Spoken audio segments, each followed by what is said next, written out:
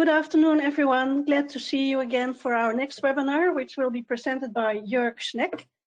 Jörg is the Business Development Manager of LVX GmbH. He is located in Frankfurt in Germany.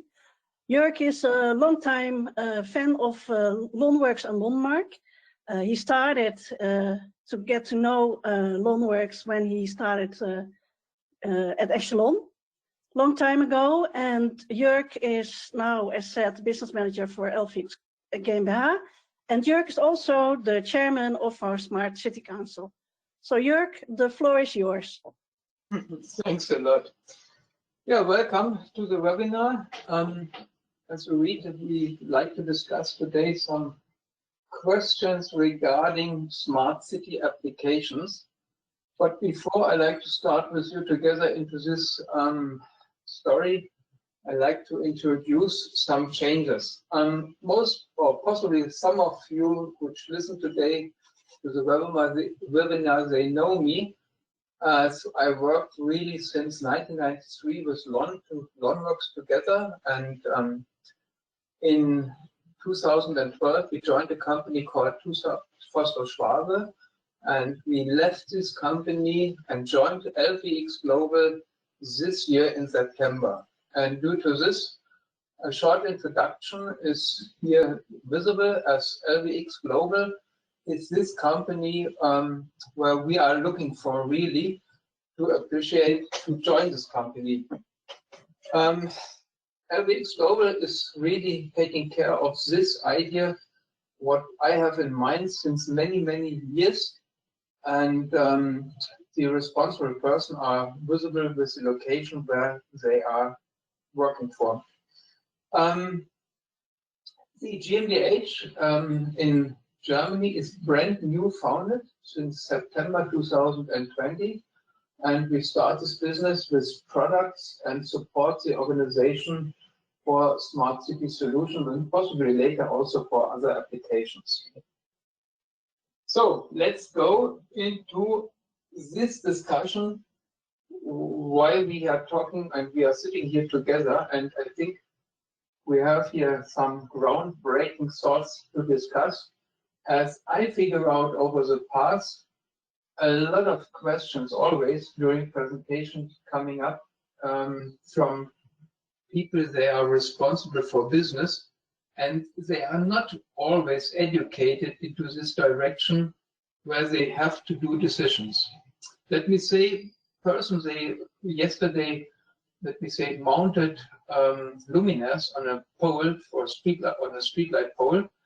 They are today sometimes responsible for decisions, for communication, for selecting devices, selecting technologies, and so on, and all these things around. They need also a good basic knowledge to do a decision. And these questions hopefully helps you to ask the right question if a manufacturer, supplier, consultant are in front of you. The basic of all of this and the timeline in outdoor lighting changed really dramatically. As in the beginning, with old gas street lights, you see it on top of the left picture. Of course, there was no need for saving energy and no discussion regarding protecting employees. That was a must-have. You have to do this, and to increase the lifetime of these luminaires wasn't possible. It changed a bit in 2000 because new luminaires are in place. The discussion of energy saving comes in front of, and so on. But there was never a discussion about smart city. Whatever it was available, it was only the discussion how we can here increase this maintenance time and we can decrease the energy. With the LED in 2010, it was completely different. And I remember some words from responsible people. They said, the LED will be never ever in a street light because the LED is not bright enough. and the color is wrong, and the efficiency is not good enough, and it's much too expensive. Today, and it changed dramatically in 2015 up to today, there is a complete new story now visible, because LEDs are now with a lifetime available of 10 years. Energy saving is not in discussion. Maintenance optimization is not needed anymore. But, and you see what's going on the right side, additional services on top are in the discussion. And this LED or this streetlight luminaire you can see here is a picture I made a couple of weeks ago. And it's really, I think, a good idea to think about in a complete new direction what could be possible if, let me say, the streetlight infrastructure will be used for further applications in the future. So clearly, a camera will be inside, speaker. By the way, the luminaire will make light on the street, but on top there could be also a signature which flash blue, or there will be an access point for notebooks, for tablets, and so on. These kind of ideas are responsible also for a new discussion in the direction of responsibility for the organization, which is today working as an organization or department. They take care of pure streetlights. So they have a complete new field where are they responsible for, and this regards also to laws and new situations, because the streetlight operator is now possibly the provider for further applications and can harvest money on top of this. So let's go to the next picture, because I think, and that is one of the problems I figure out over the past, this application or this scenario of a smart city area is very similar to the building automation technology, which I worked for as I joined Echelon in 2000. So a building is really separated in the beginning, it was separated in different applications. So you can see whenever there was an application installed, the application used their own cable, which is colored here in orange, in yellow, in blue, or in black, or whatever. And with the intersectional application, it goes into a direction where all products are connected to one wire, which is incredibly great, because now the data point can directly used from any application, from any device. And this is today the same problem I figure out in the application area of smart city. If you look around this smart city area, you always discuss 5G, 4G, narrowband, LoRa, Sigfox, Zigbee, and so on. And all these different applications, or these different technologies, use their own system and try to connect everything to the cloud without any kind of communication in the field. We don't talk about second source, we don't talk about interaction between devices and so on. And I believe at this point we should not do the same mistakes in this area of smart city, in the area of smart building applications, where a long time ago a lot of money was wasted until this time, where companies like in the past Echelon or BackNet or KNX tried really to find a way to build up interoperable systems and devices for intercommunication. On the right side, you can read a couple of sentences later, as I like to share this presentation on the one-mark page. On the other side, without any of these ideas of reuse of data points, I think the person which is today responsible for the smart city application of smart lighting, they have to think about what was going on from the timeline perspective of a normal telephone, let me say 1900, up to the time where Steve Jobs came out with the first smartphone. Nobody thought about the same cable in the past, which was offering a frequency range between 100 Hertz and a couple of kilohertz, was be able to transmit data in the range of up to 100 megabits or even more. And the same part was happened with the smartphone.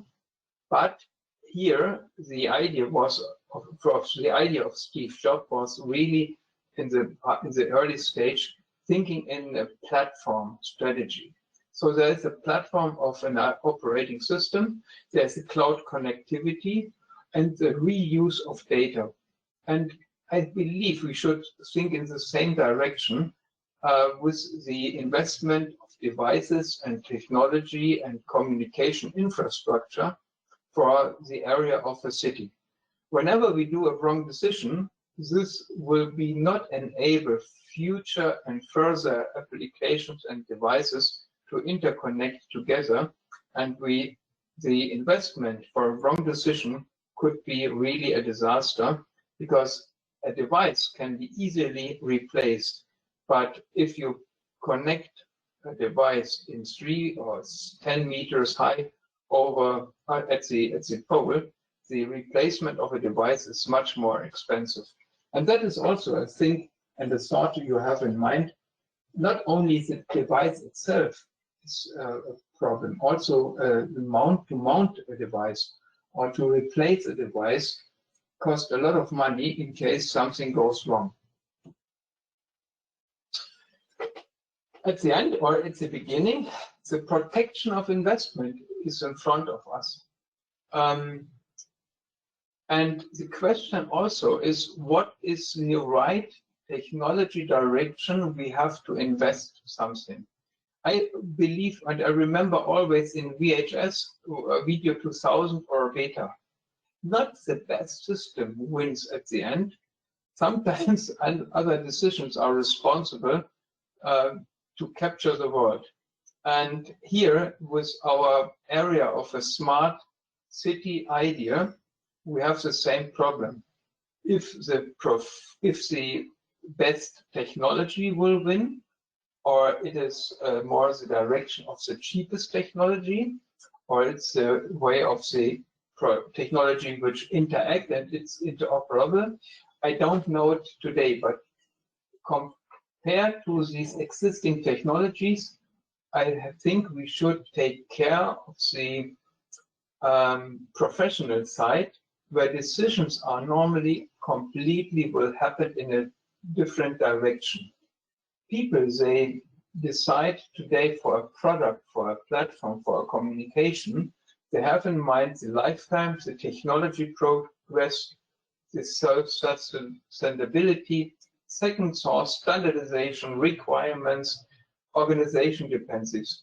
All these things and more are today in the brain of a person which has to select a product. And that is also very important to have in mind if we offer from the industry side a product which hopefully fulfill all these requirements, which are not, where I not mentioned today any kind of bits, bytes, and protocols. It's not a hard fact, it's more like a soft fact, which we have to fulfill when we come and see a customer. Go into a direction in general where you offer something and be on the right side if you are responsible as a decision maker for an infrastructure based on the smart city side, and they have a pole, a light point, and the cable available. Of course, this discussion of smart city is in every brain, and we have to offer a system which should not be oversized. So let me say the best channel is always the right direction, and that would be clearly fiber optic into each pole, but nobody will pay for it. Now we have to find out what is the application, what is the needed bandwidth, and how we can achieve these requirements into any direction.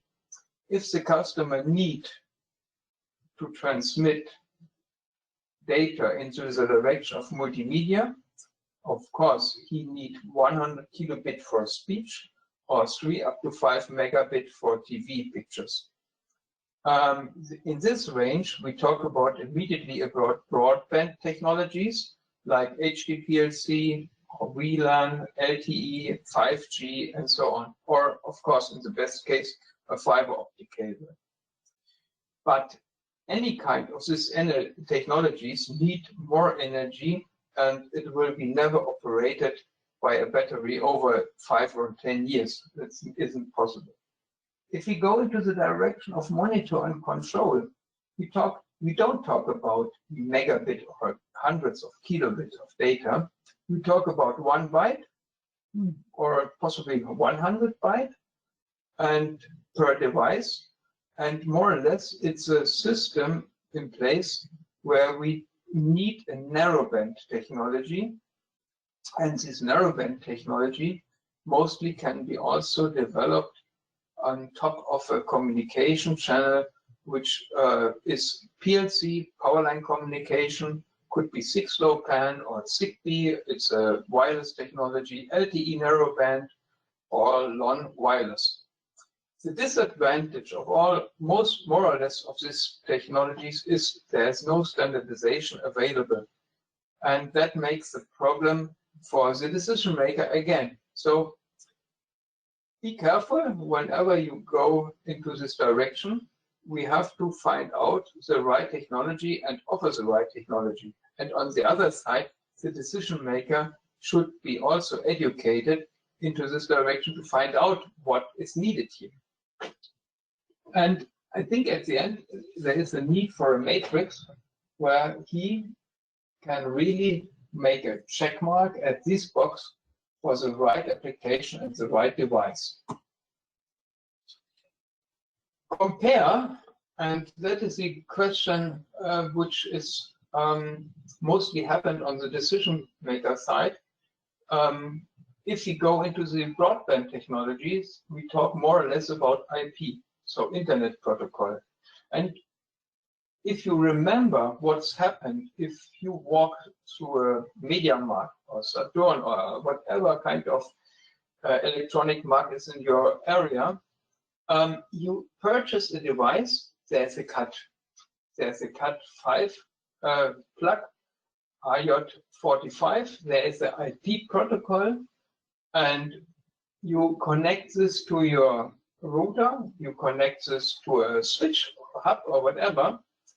At the end, you have the web surface of the application for the camera, for speaker, for WLAN access, for WLAN access point, and so on. And it works immediately together. Very similar to all the operating systems based on Linux or iOS or Microsoft. Here you can see that this kind of interoperability more or less is like USB, plug and play, and nobody is discussing anything else.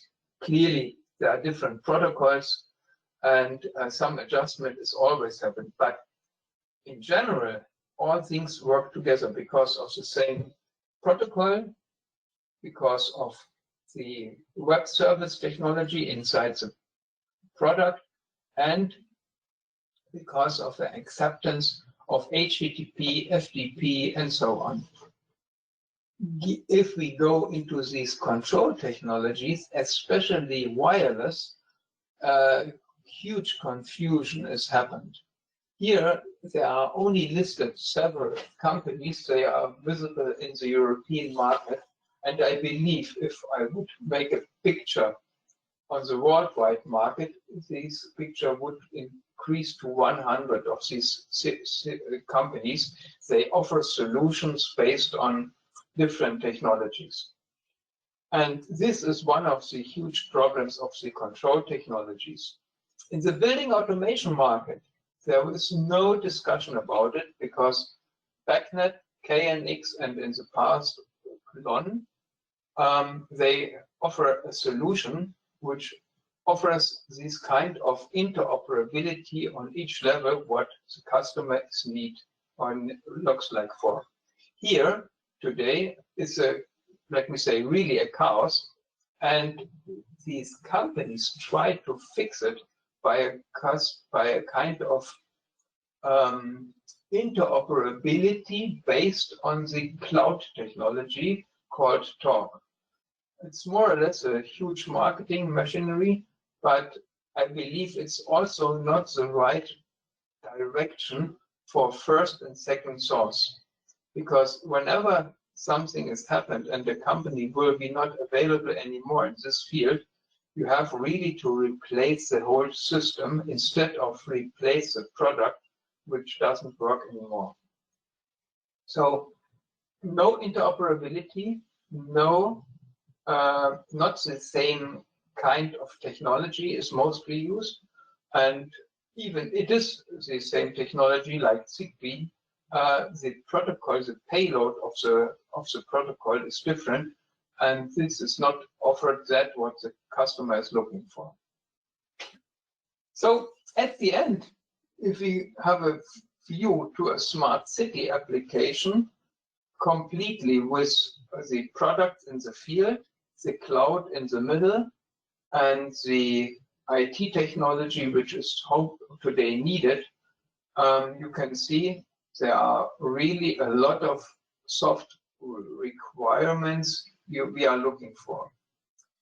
The operating system on top, based on iOS, mostly Linux, Microsoft, and so on. The server area, there's a question, where's the location of data? It is a question, especially here in Europe. Nobody like to see the data in the US or in China. Protection is here really needed. If we go to the field, the first question is, what is the communication between the infrastructure, it's a red thick line, and the luminaire possibly, and how the integration is happening, which product is talking to which product. Sometimes products we like visible on the left side, this wastebin is movable. The need of energy sometimes is also a request. A higher data volume, like for the signature, because if this data is has a too huge latency, it could be a problem because the train, the bus, the plane is go away. And of course, we will find also devices that has to be operated over a long time with winter, summer, and so on, with the battery, in the best case 10 years or even more. On the right side, there are other facts that are important, and this is also a problem where people should think about. The device itself could be a bit intelligent because there's an application inside. The question is, the next is, what is happened if you switch on a device? Is there the same behavior? There is a need of device profile, so also a discussion for interoperability between companies. They try to be a first or a second source. Data transmission technology is absolutely clear. That's not only the cable, that's not only the protocol, that is even more, that is the payload which has to be defined.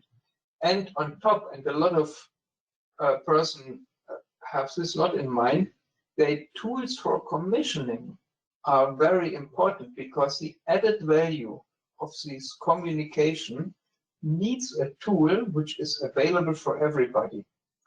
And a couple of technologies that are today available in the building automation market make this transparent, that the best technology on device level is useless so far. The tool for the commissioning is not interoperable. It's open with a common database where customer and integrators can take over this for let me say maintain the whole system. So all these parts on this page, there could be a discussion about 1 hour each to have the right answer in place. In general, if we look, there's a German word, Kommunikationsarchitektur.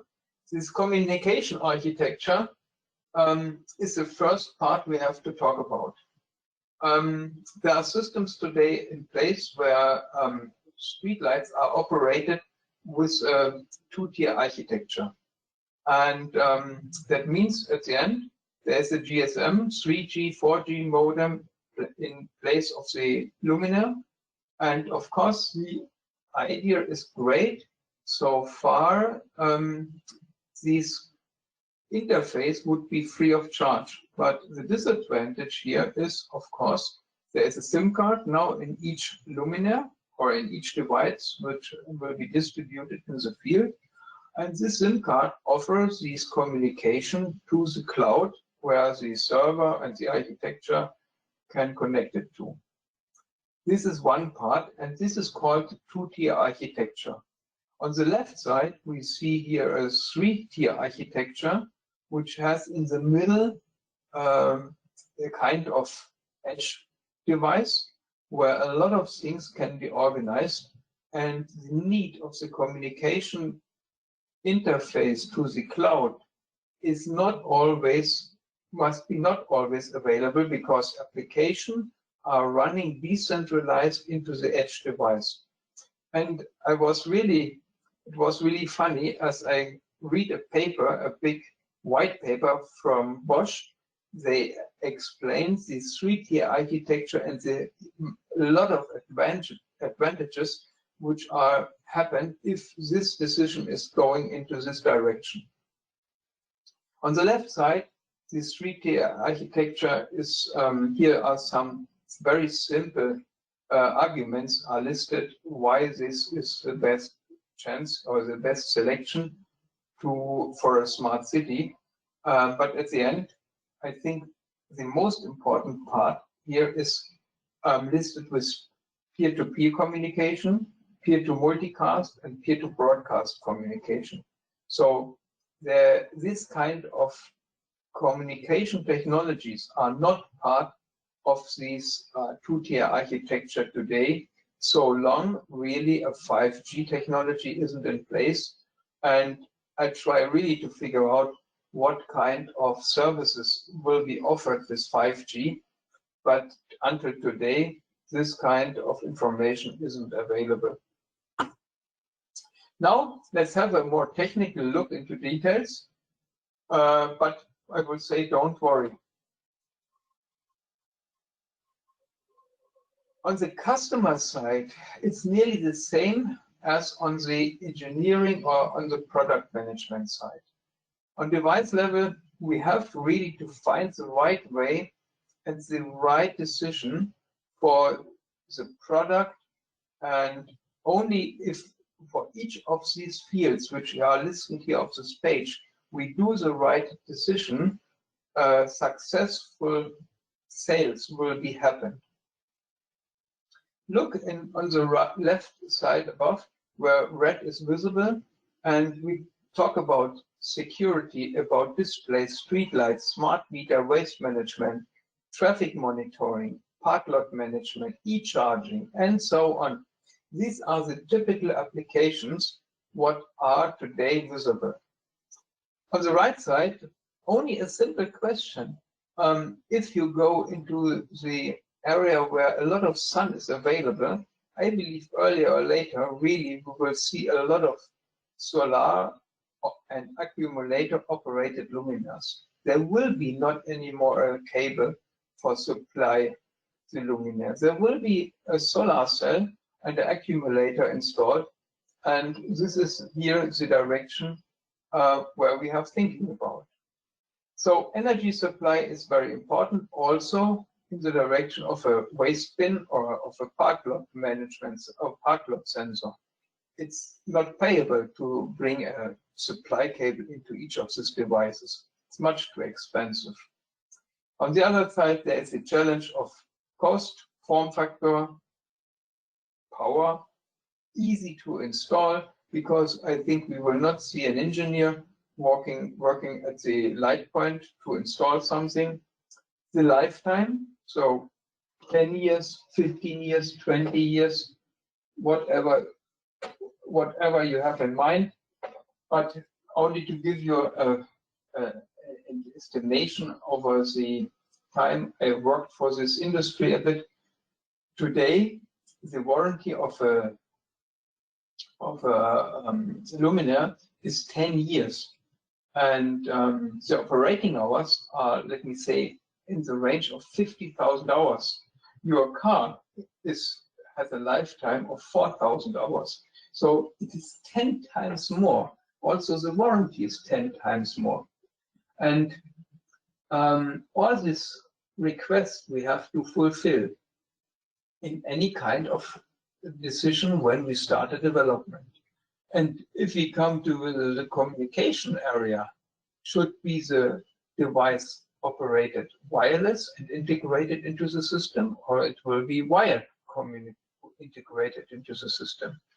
That depends on the kind of infrastructure we will find. So, and of course, in the middle, you see below, there is a customer. The customer need to find a solution which fits exactly into this infrastructure and to these requirements he has in mind. In general, let's have a short discussion about Powerline and wireless. And I think the advantage of Powerline is completely clear. We have a dedicated bandwidth with a dedicated cable. And this is a tremendous advantage of this technology. You don't need to share this cable with anybody else. And from this point of view, we should always, whenever it's possible, to use this cable for transmission information. The advantage of the technologies they are today available is also they are worldwide certified. They are robust, especially if we talk about these HDPLC technology, which includes also repeating for robust data transmission. And of course, it's weather independent. If it's raining, if it's snowing, whatever you have in mind, the cable is there behind us before these weather changing was happened. On the other side, of course, advantage of wireless, there is no need for a cable. There could be, this device could be solar or battery operated, and you are completely independent from an infrastructure. I visited an infrastructure here in Germany where in average only 20 luminaires are connected to a switch cabinet. And if you think about into the direction of a street-tier architecture, it will be really an expensive solution, as this kind of edge gateway must be installed into each switch cabinet, which costs, of course, a lot of more money in the direction of connectivity to the cloud, as well as in the direction of this edge gateway. So, to give you a few facts into the direction of narrowband and Powerline broadband communication, this is a decision you have to do, or the customer must do, because so long we talk about to switch on and off a luminaire and make the infrastructure available for having 24 hours, 7 days a week energy at the pole available. This simple technology is far enough. It is absolutely robust. Worldwide, you can do an installation, and there's no discussion about this reliable and robustness in this part of the communication here. On the other side, the broadband technology, which is normed by IEEE 1901. It's a global standard as well. It's very similar to home plug technology, which is very popular in these media market and consumer stores for connecting IT devices in the home area. But the disadvantage is clearly happened with the not repeating integration inside this standard. Here, this kind of HDPLC technology includes also the 10 repeaters. And with these 10 repeaters, we have really reliability on a level that we can use it on the street light infrastructure. Typically, you can connect up to 1,000 nodes, which is much too much, I believe, for a 1 or 2 or 3 kilometer long cable. But this is, I think, a number where we can have something in mind which possibly could be happened, but isn't happened today. The frequency range is up to 30 megahertz. The Proto transmission speed is 240 megabit, which is net in the range of 100 to 130 megabit. And here, in the early stage, we did a specification to integrate also the LON protocol, so a complete standardization is available for the customer. Not bad, and it's now available. The smart city infrastructure, which could fulfill 90% of the requirements as broadband data are needed, especially if we talk about such devices like a camera, like a VLAN access point, signatures, or emergency call units. They can directly connect here to this edge gateway, and the communication up to the cloud is visible. But how we can connect this device now with where they are operating wireless, and that must be a discussion now on the next pages. And here again, a few questions you ask yourself in the direction of wireless communication. Please have in mind lifetime and investment protection here. This is a picture I find at the Wikipedia, and I can't believe it. 1990 up to 1990, something like that, this ANET was available and was replaced in the later stage for the BNet, CNet, ENet, and so on. And we can really estimate how long each of these technologies will be available.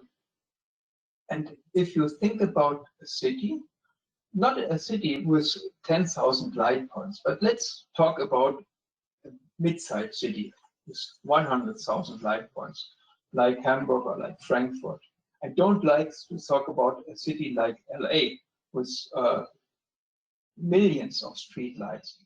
What will be happened if a technology will be deployed today, which used the GSM technology based on 1G or 2G, and this technology will be switched off. Again, the estimation lifetime of a product today is was approximately 30 years. So every 4 or 5 years, the lamp was replaced, but the robustness of this product was tremendous. Today, this LED streetlight luminaire is equipped with 10 years warranty, possibly lifetime will be 12 or 15 years, and then it can be replaced. But an infrastructure which based on technology like wireless and mobile data transmission with a limited lifetime, it could be really a problem if a deployment of intelligent streetlights will be happen based on one of these offered technologies based on provider side. These could be really a disaster if a technology will be switched off. And I know several projects where this was happened, and it will be really expensive. So please have in mind, deployment of such products could be happened with 10% of the installed base, and that takes 10 years, for example.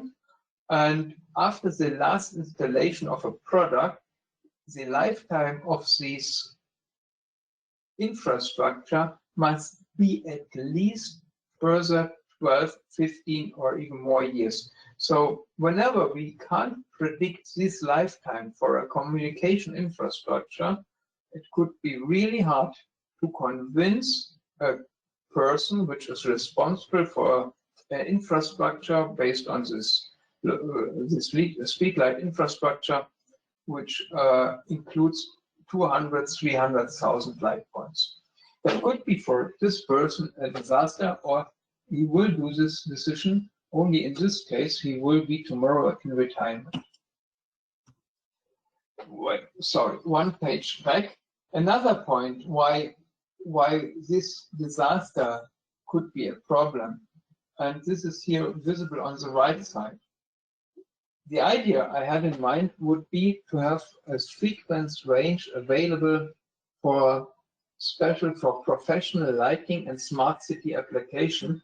And I talked also to this federal urgency of networking to ask for such range for communication. And they start to laugh because they said, have a look at this picture here. And believe me, there will be for the next 100 years no frequency range for this application available. You need really to make a lot of lobby work to get a frequency range, or you will bet in the best case get it for one country, and that is absolutely uninterested for a company they try to do in development. So a frequency range where we are looking for today for applications which is free of charge and will be worldwide offered is called ISM, which stands more or less for industry, science, and medicine. And nearly everybody of you knows this frequency ranges. In Germany and Europe, it is 433 megahertz or 868 megahertz. In the US, it's 915 or 933 in the Asian area. And of course, the 2.4 gigahertz and 5 gigahertz range are also not yet now available, where we can use for such applications. And the best point at this ISM frequency range is clear. They are worldwide available, and the application you develop based for this these frequency ranges can be used worldwide.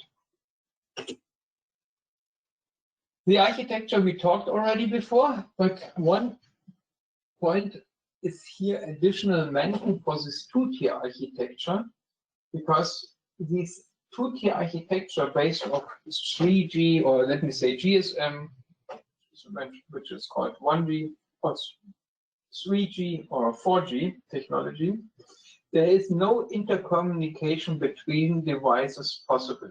So whenever a device will talk to the other device, the cloud is needed, and the problem behind is completely clear.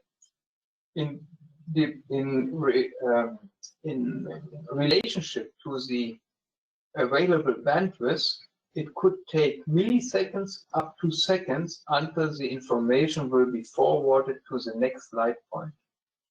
So only with the next technology of 5G, I see possibly a chance to have to can forward an information to the next device without using the provider and the infrastructure. This is also one of the problems. The new technology, 5G, will be fixed for the autonomous vehicle driving. Another point which is here discussed is also clear, as in relationship to this frequency range and we use, each country has an own regulation. Communication, wireless communication in Asia could be really happened over a distance of hundreds of meters, kilometers, as the power dissipation for transmitter are really in the range of 500 milliwatt. If we go to the US, we talk about 250 milliwatt, which is even responsible for a long distance communication. But if we talk about the European Union, we talk about only 15 milliwatt, and this 15 milliwatt with an acceptable bandwidth offer a communication distance of a couple of 100 meters. So to achieve a larger distance, what can we do? And the secret behind is mesh technology. So mesh technology means the sender on the left side is talking to the first or second receiver, which is here visible as a light point. And whenever this receiver try to transmit this information, the first sender has to be quiet. And this has to be happen always. And this kind of technology is responsible for this reduction of bandwidth. Whenever something is repeated, the bandwidth is reduced 50%. So after the fifth repeater, there is only 6% of bandwidth available, which is a disaster for, let me say, an acceptable communication speed.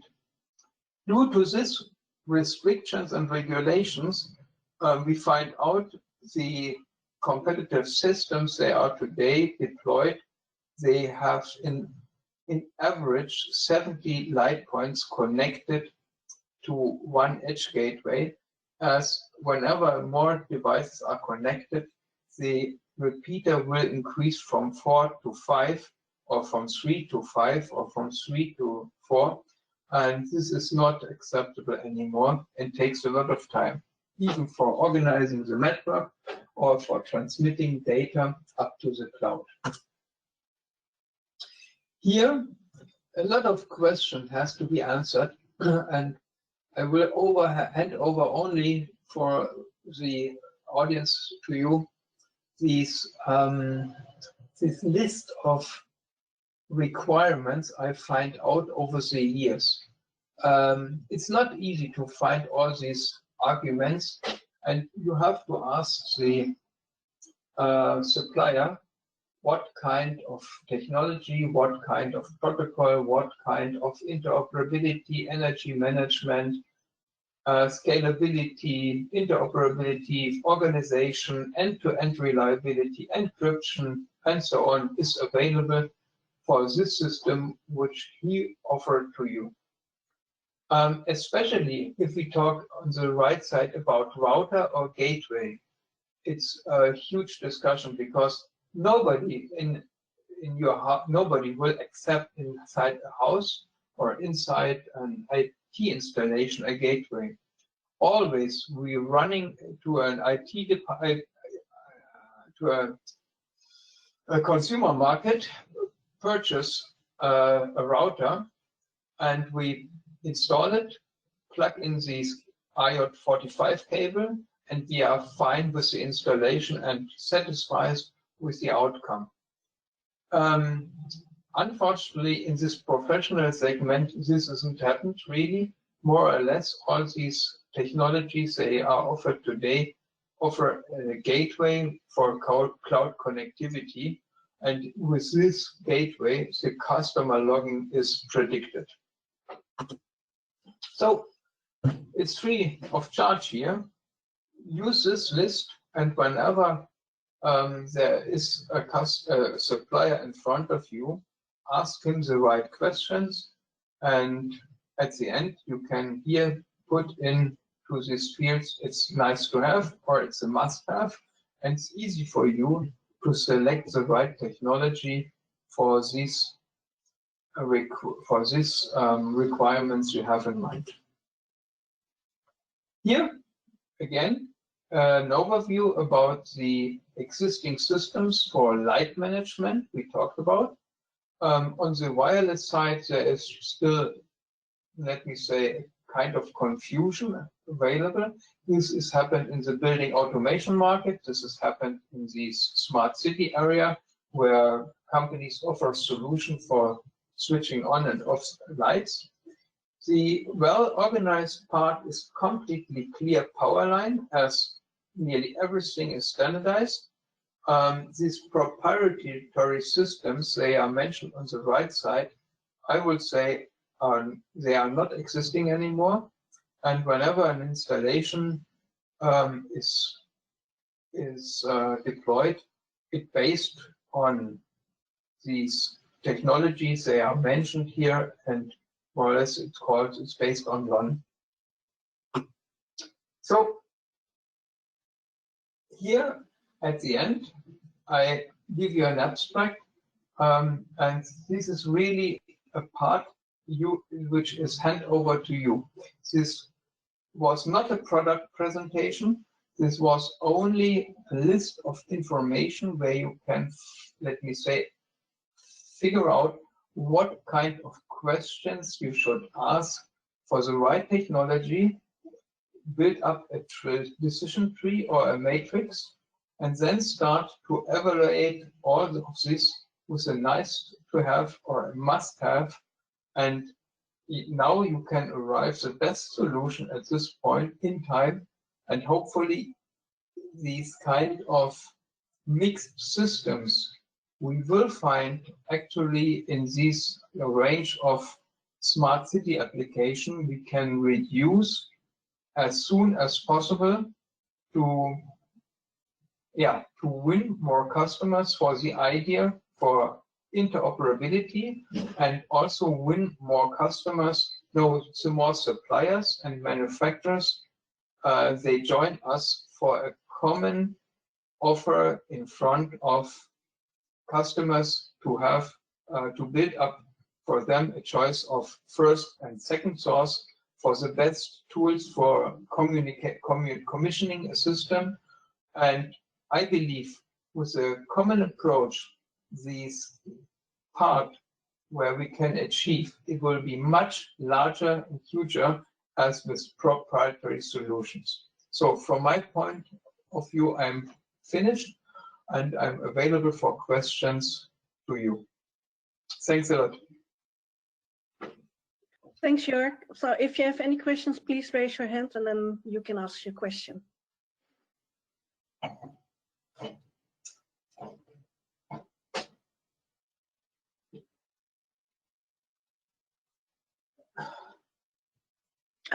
I don't think there are any questions, so I guess your presentation must have been very clear. Thanks a lot. So thanks a lot, Jörg, for sharing this all with us. And as we said in the beginning, we have recorded this presentation and you can find it back on our website, monmark.org webinars. Thank you all for attending and I wish you a nice evening. Bye-bye.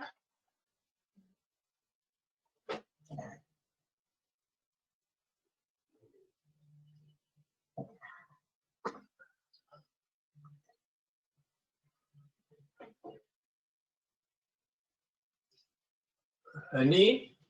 Yes. Hören die auch alle mit oder sind wir jetzt alleine? No, er zit nog einige da. So, die sind fast, ich weiß nicht, was die machen. Du kannst wenigstens abschalten.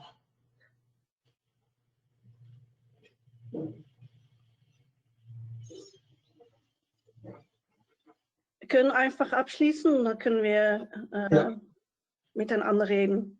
Je nach, ja? Ja. Okay, bis gleich dann.